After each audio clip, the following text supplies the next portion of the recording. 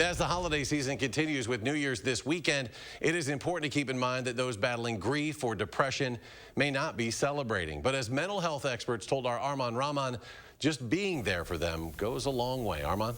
Eric, of course, those feelings can come any time of year, but there's so much hype around the holidays that they're intensified. And when you're far from home or your loved ones are no longer with you. So experts tell me, if you notice someone's having a hard time, be non-judgmental, available, and inviting.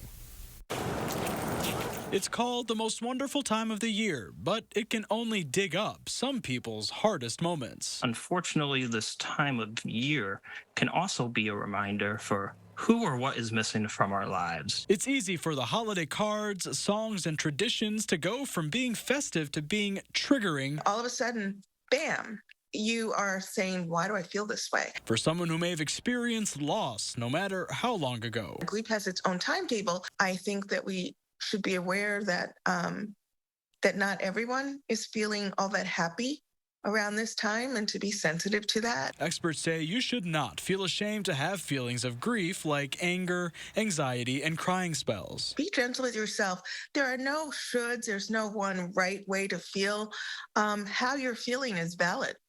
You know, how you're feeling is how you're feeling. But if that escalates, it may be time to seek other help. If it morphs into this overwhelming fatigue where you don't feel like getting out of bed for several days,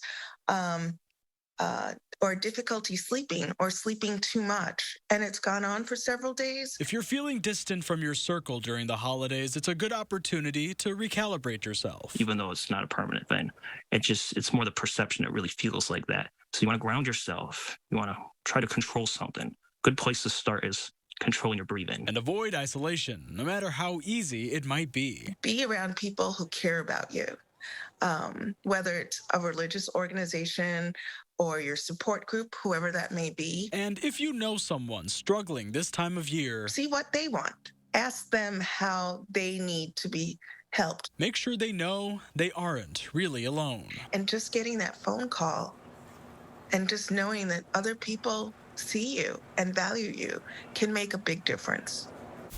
And Dr. Gooding says if kids in your family are celebrating without a loved one, it's an opportunity to acknowledge that with a special prayer, new tradition, or art idea. And of course, if you or someone you know is struggling with mental health issues, you can dial the crisis hotline 988.